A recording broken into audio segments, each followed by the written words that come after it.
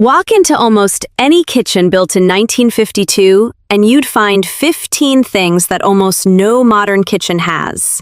Not appliances, not gadgets. Things. Physical objects and ongoing habits that together formed a system so efficient that the household running it spent roughly half what the average American family spends on food today, adjusted for income. I've been thinking about this list for a while. Because it's not complicated. None of these things are hard to find or expensive to start. They just require understanding why they mattered. And once you understand that, the logic of bringing them back becomes hard to argue with.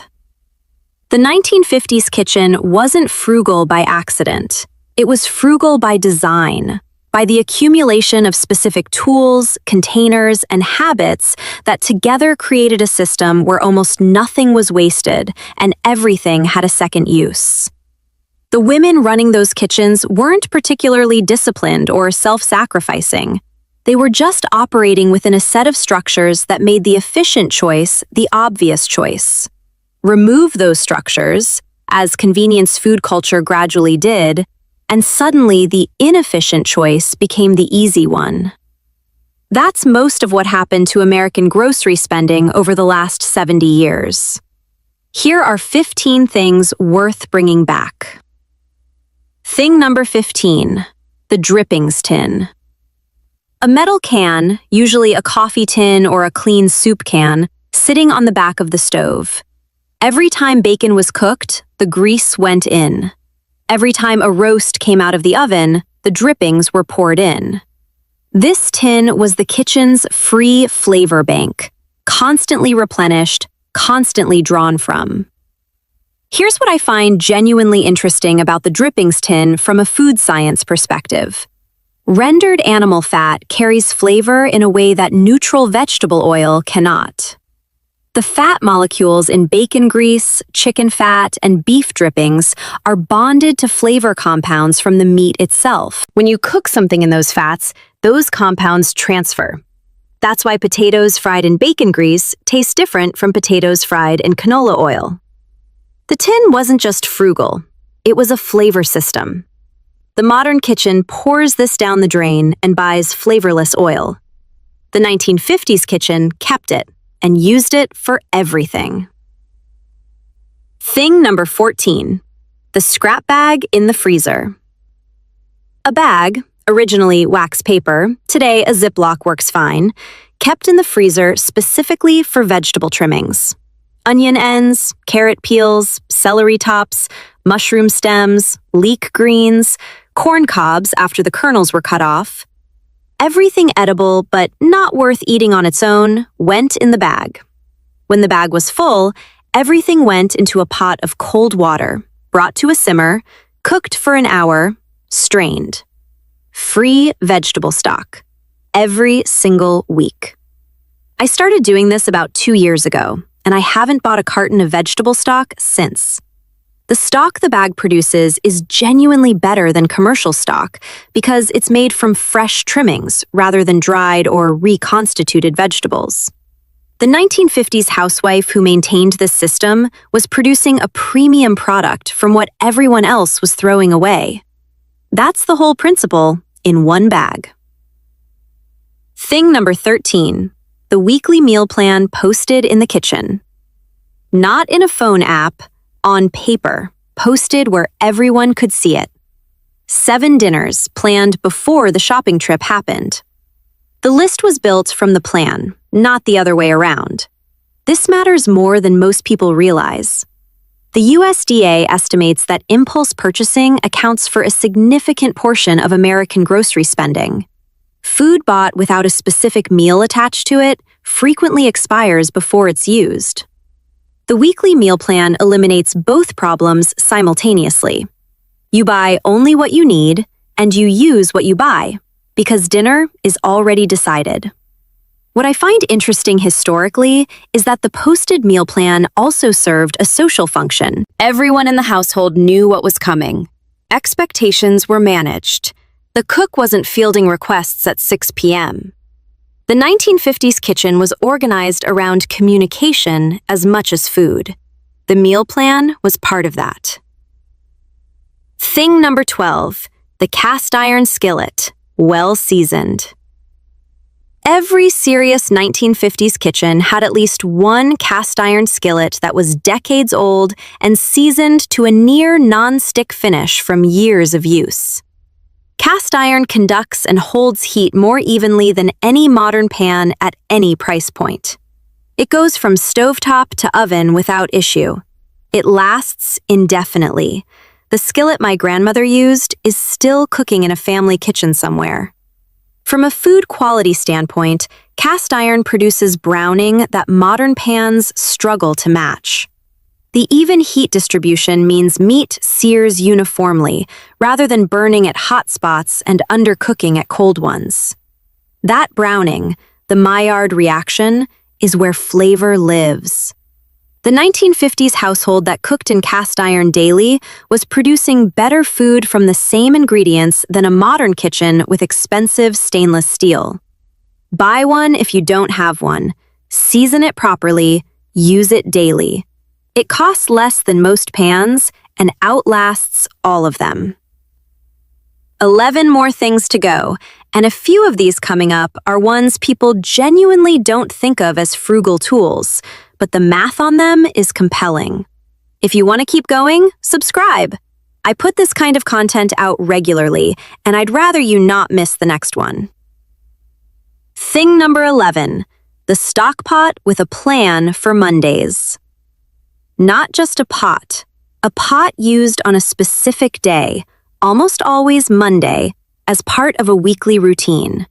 The Sunday roast carcass went in, the vegetable scraps collected through the weekend went in, cold water covered everything, 3 hours on low. What came out was the flavor foundation for the entire week's cooking. The scheduling is what I keep coming back to with this one.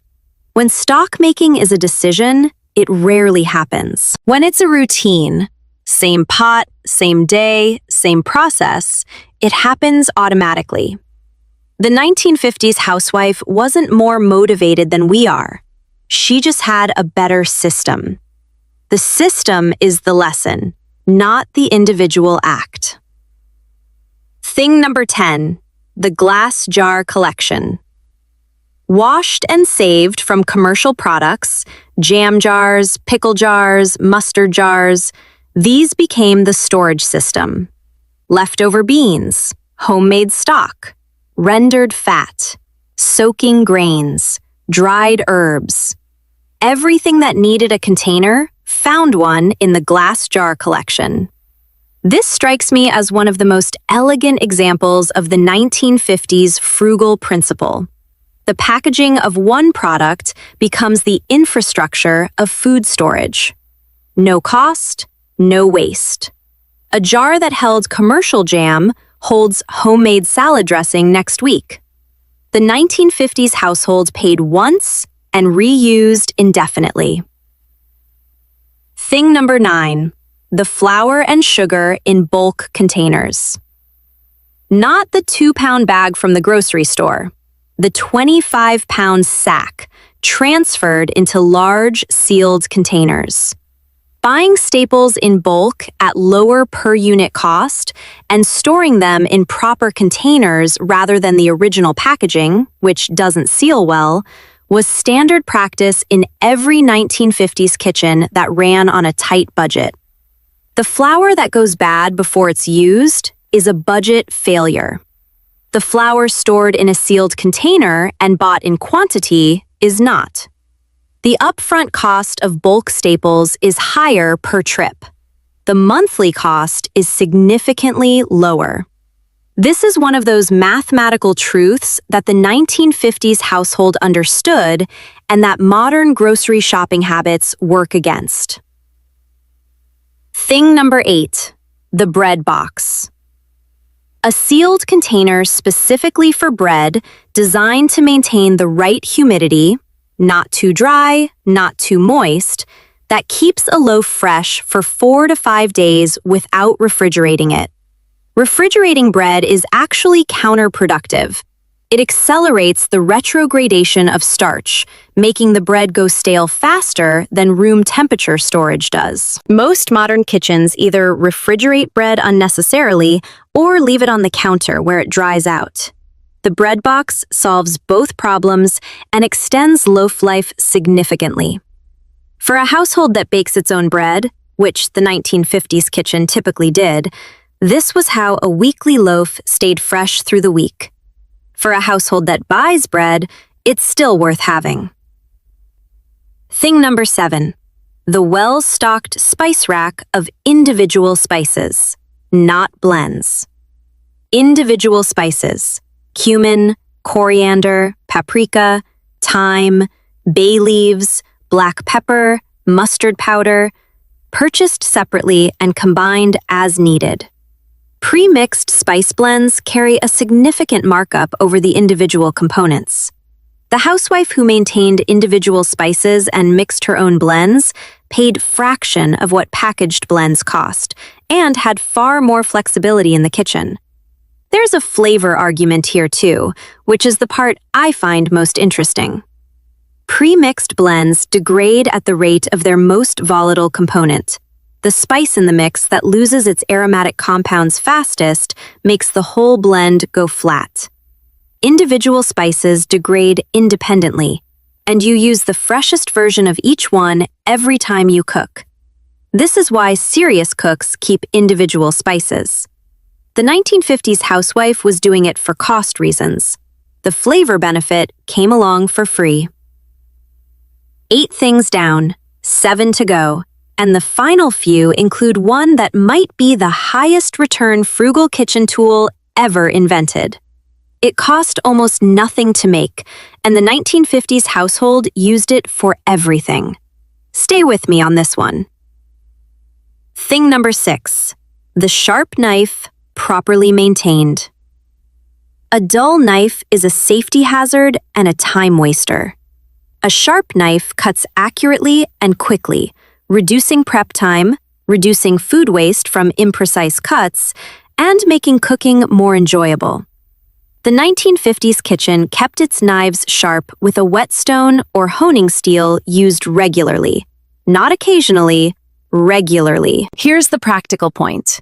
A sharp knife costs no more than a dull one after the initial investment in sharpening tools. The time savings over a year of daily cooking are significant. And the accuracy of a sharp knife means you extract more usable food from each vegetable. Less waste in the peeling and trimming. Frugality shows up in unexpected places. Sharp knives is one of them. Thing number 5. The mending basket, applied to food. The mending basket in a 1950s household wasn't just for clothes. It represented a philosophy. Things that are partially broken or partially useful don't get thrown away. They get attended to. That same philosophy applied to food. The vegetables starting to soft, the bread going stale, the meat getting close to its last good day. These things went into the mental equivalent of the mending basket. Noted, scheduled for use, not forgotten. What I'm describing is essentially the use it first system, but I want to name the underlying philosophy because I think it's the thing worth carrying forward. The 1950s household treated partial usefulness as full value. The modern household treats anything less than peak condition as disposal. That single perceptual difference accounts for a significant fraction of the average family's annual food waste. Thing number 4. The whetstone and honing steel, applied beyond knives. The principle of maintaining tools to extend their useful life applied to everything in the 1950s kitchen. The cast iron was re-seasoned when it needed it. The wooden cutting board was oiled periodically. The tin cans were washed and reused until they couldn't be. The towels were mended. The pots were repaired. This is maintenance culture applied to a kitchen, and it produced a kitchen where the tools lasted decades rather than years. The modern equivalent of this is spending less on kitchen tools than we do, because the tools we have, maintained properly, are sufficient. The 1,950 seconds housewife, who oiled her cutting board every month, still had it 20 years later. The one who didn't replaced it. Thing number 3, the notebook of what worked. Not a recipe book, a notebook of what the family ate and what they liked, what combinations stretched the budget furthest while satisfying everyone at the table. Prices noted, amounts noted, substitutions that worked noted. This was operational intelligence about a specific household's food needs. The 1,950 seconds housewife who kept this notebook knew, without calculating, that a pork shoulder bought on Thursday would cover Sunday dinner, Monday hash, and Tuesday soup. She knew which cuts went on sale when. She knew what her family would eat without complaint. I think about this notebook when I hear people say they don't know how to budget for groceries. The budget isn't the problem. The data is. The notebook was data collection for a household food operation. Everything good that came from it was downstream of that habit. Thing number 2, the cold pantry or root cellar. Before reliable refrigeration in every American home, which became standard through the 1,950 seconds rather than at the beginning of it, the cool pantry or basement root cellar was the primary food storage system. Root vegetables stored at cool temperatures without refrigeration for months. Preserved goods lasted indefinitely. Cured meats kept for weeks. Even in the era of full refrigerator adoption, the 1,950 seconds housewife understood that different foods required different storage conditions, and that cold was not always the right answer. Onions and potatoes last longest in cool, dark, dry conditions. Bread goes stale fastest in the refrigerator. Tomatoes lose flavor when refrigerated. The knowledge of what to store where extended the life of everything and reduced waste significantly. Thing number 1, the weekly shopping list built from pantry inventory. Last, because it's the foundation everything else rests on. Before every shopping trip, the 1,950 seconds housewife checked every shelf, every container, every corner of the refrigerator. She knew exactly what she had.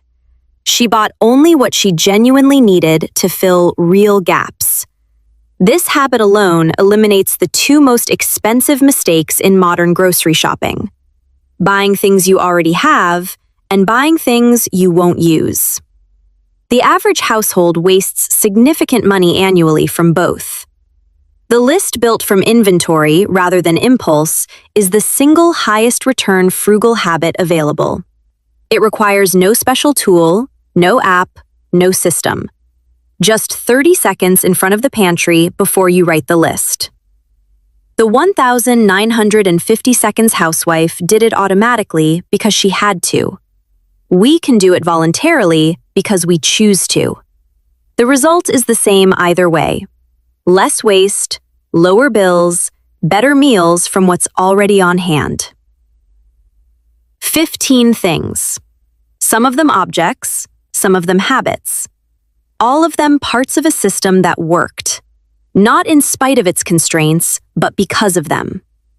The 1,950 seconds kitchen was efficient because it had to be. We get to choose efficiency. That's actually the harder version, choosing something when you don't have to. But the payoff is real, and I think it's worth it. If one thing from this list is going into your kitchen this week, I genuinely like to know which one. And if there's something your mother or grandmother kept in her kitchen that belongs on this list, drop it in the comments. Some of the best material I've found for this channel has come from exactly those conversations.